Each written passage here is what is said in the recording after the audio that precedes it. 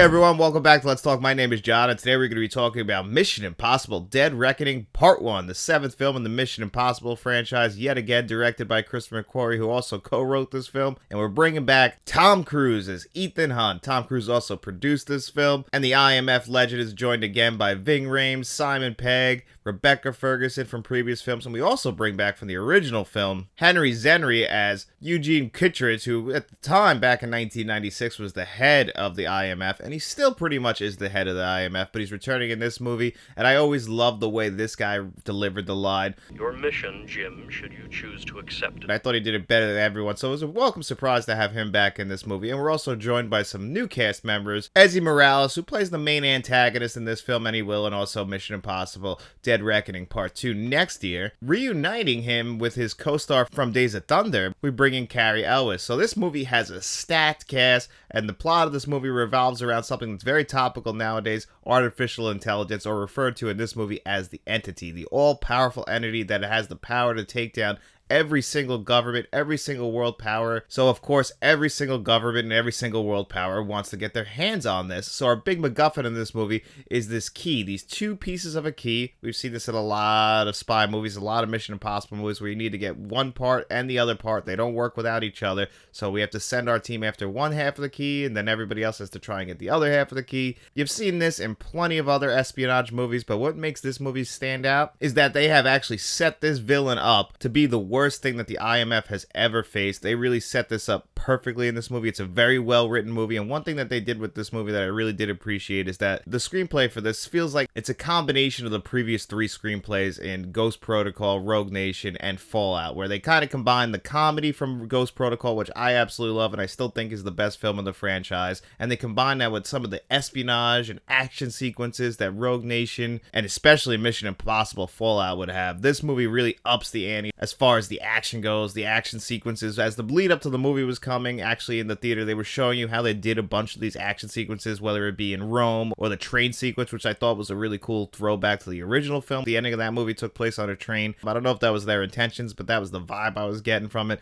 And they really did build this train for this set piece. And then, of course, the one that you've seen in the trailer a million times of Tom Cruise risking his life, jumping a motorcycle off a cliff and then using a parachute. The guy really did that, as the guy always does. He's always willing to risk his life for these stunts. And the movie does revolve around these 3 or 4 big set pieces, but everything in between is so captivating. I was actually surprised, and I think that the score, which was done here by Lauren Baff, who also did the score for Mission Impossible Fallout, I thought they did a great job on the score in this movie. It really did help to sell the drama. I thought it was actually better than the Mission Impossible Fallout score. And my biggest complaint about Mission Impossible Fallout was the cinematography. I didn't like the look of that movie that much in comparison to other Mission Impossible films. And just like the previous Mission Impossible films, this Mission Impossible film looks very different from any other Mission Impossible film. Obviously, they're world traveling to cities like Rome or Venice. I think they even go to Abu Dhabi, so that's pretty damn cool. All that stuff looks great. You know, the cinematography in this movie, I have almost no complaints about it. They do some of the stuff in Mission Impossible Fallout with the blown out lights, which has just become a trademark of modern day filmmaking, but not as much as they did in Mission Impossible Fallout. So I thought the cinematography in this movie was actually a pretty big step up from Mission Impossible Fallout. And I also did appreciate the increase in comedy in this movie in comparison to Mission Impossible Fallout and Rogue Nation, which I always thought kind of was lacking a little bit in comparison to Brad Bird's Mission Impossible Ghost Protocol, which I really did think was just a straightforward action comedy. But now we got the perfect blend of action comedy and also just a thrilling plot with a great screenplay, and it's just so well acted. I mean, Haley Atwell is a great addition to this cast. I thought she did a phenomenal job. She really has a standout performance in this. Tom Cruise is his usual charming, great self in this movie. Obviously, Simon Pegg and Ving Rhames always bring it to the table. Ving Rhames, I didn't bring it up in my Fallout review, but man, he has a great monologue in that movie, and he has another great monologue in this movie. We don't appreciate Ving Rhames enough because he does another great job in this movie, and really everybody does a great job in this movie. Even the villain, who doesn't really get too many scenes in this film, but when he does show up, he is actually very thrilling and scary, and he has a connection to Ethan Hunt's past, which I really also appreciate them fleshing out a little bit more. It kind of makes these movies feel more connected. We're finally starting to find out a little bit more about Ethan Hunt's backstory and how he became the legend of Ethan Hunt, and really what got him started in the IMF. They kind of dabble with that in a little bit in this movie. They started to dabble with that in Mission Impossible Fallout, but but I like that they're actually fleshing this out, and it really does add to the story of these movies, really knowing who Ethan Hunt is and the character of Ethan Hunt. So overall, I thought they did a great job with this movie. Is it the best in the franchise? It's hard to say. It's too early. I've only seen it once, but I absolutely love this movie. It is one of the best films of 2023 for sure. I don't want to spoil too much of this movie, but I really wanted to point out, and I want to find out after you guys see this movie when you come back to this review, if the opening of this movie reminded you for The Hunt for Red October, because it really reminded me of that. I thought that was a total homage to John McTiernan's The Hunt for Red October from the early 90s. So I thought that was pretty cool. But before I get too off track, I just absolutely love this movie. It's absolutely one of the best films of 2023, and it should be seen on the biggest screen possible, just like Tom Cruise and Christopher McQuarrie are out there promoting you to do, whether it be in IMAX or Dolby Cinemas. It's just going to look so great on the big screen. You're going to get that big screen experience, that theater experience, see it with a full crowd. Everybody in my theater was just going crazy for some of this stuff. It got a standing ovation at the end because it's a fantastic film. Is it the best film of 2023? It's too early to say. I've only seen it once, but it's definitely in my top 5 so far, and if I was going to rate this on a score of 1 to 10, I would still give this movie a 9.5 out of 10. Check this one out this weekend, and I promise you will not be disappointed. And if you guys have been following along with the channel, you know that I've been reviewing all of the Mission Impossible 4K Blu-rays and the films themselves, so I figured I'd give you guys my rankings of 1 through 7 of the Mission Impossible films. Now, I've only seen Dead Reckoning Part 1 one time, so it's kind of hard. You know, it's got recency bias. I had a great time in theaters seeing it, but let's try it anyway. So at number 7, I'm gonna have to go with Mission Impossible 2. I think for obvious reasons. I actually did appreciate it this to watch through, but it's still not the best Mission Impossible film. You know, it's still a pretty straightforward, generic action movie, but I did actually appreciate the action in this movie, and I thought that John Woo style really did add to it. And at number 6, I'm going to go with Mission Impossible 3, directed by J.J. Abrams. And actually, Mission Impossible Dead Reckoning Part 1 is the first movie since Mission Impossible 3 to not have J.J. Abrams involved in any form. He produced most of the movies after it with Bad Rabbit films, so a little bit of a change for Dead Reckoning Part 1. I'm not too sure why that is, but just wanted to point that out. But Mission Impossible 3 is a great film. I actually think it's probably one of the first films in the franchise to have awesome villain. It might still have the best villain in the franchise in Philip Seymour Hoffman, but as good as it is, it's still not as good as my number 5 pick, and that is for Mission Impossible Rogue Nation. This was the first one directed by Christopher McQuarrie, and I thought that this movie was just a little bit uneven after my previous watch through.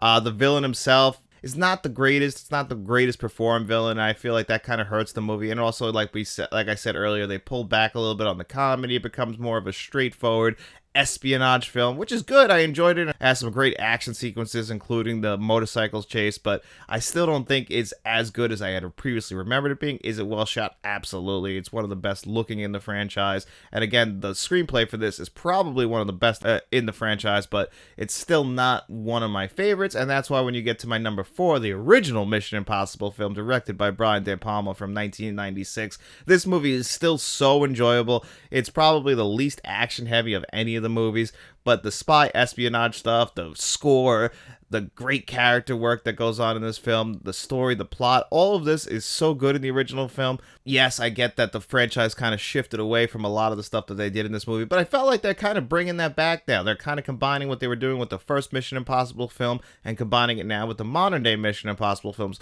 Really kind of blending that spy espionage stuff with the action sequences and trying to have not just a great action movie, but a great spy movie. I really feel like that was kind of inspired by what Brian De Palma was doing with the first one back in 1996. And then at number 3, I'm going to have to put Mission Impossible Dead Reckoning Part 1. I really went back and forth if I like this one more than Fallout. I think eventually this will end up higher than Fallout, because they are kind of similar, but also Mission Impossible Fallout, right now we already know how that movie ends. It's a closed story. We don't know how Mission Impossible Dead Reckoning is going to end. Now, Dead Reckoning does end on a cliffhanger, just like a lot of movies do in the summer of 2023, like movies like Fast X or Spider-Man Across the Spider-Verse, but this one actually is a lot less offensive than those movies. I really do think that they close the story out pretty well to make you leave the theater with a very satisfying conclusion while setting up Dead Reckoning Part 2, but without seeing Part 2, I can't put Dead Reckoning Part 1 any higher than number 3, so that means that number 2 is Mission Impossible Fallout. My only flaw with Mission Impossible Fallout, like I said earlier, was the cinematography,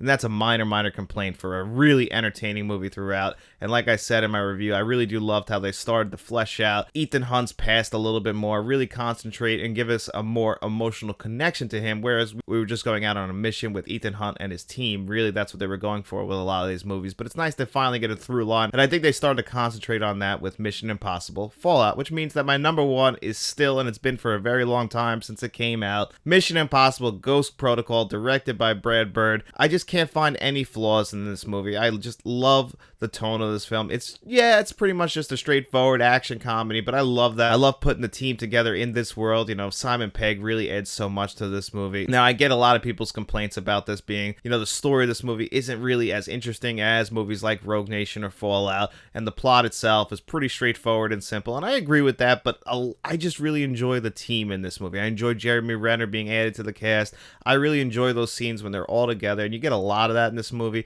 The Dubai sequence from beginning to end is almost perfect, so it's really hard for me to pick any film over Mission Impossible Ghost Protocol, so that would be my pick for right now, but this list is always subject to change. Like I said, I've seen Dead Reckoning Part 1 only once. I had a shit-eating grin on my face the entire time I was watching that movie, so of course I absolutely want to see it again, and who knows, after I see it again, it could end up at my number one. It's that good of a movie, so definitely check out Mission Impossible Dead Reckoning Part 1. But anyway, guys, thank you so much for being here with me on another episode of Let's Talk. Let me know how you would rank the Mission Impossible movies in the comments section below, and also let me know if you guys see Mission Impossible Dead Reckoning and what you guys thought of it in the comments section below. And while you guys are down there, make sure you guys are liking this video because that really does help the channel out. Subscribe to the channel because, again, that really does help the channel out as well. And then maybe go out and find some of your IMF friends, tell them about Let's Talk Entertainment Media. Maybe they can get a hold of the AI and the algorithm and we can spread the word about us. We'll be seeing you around.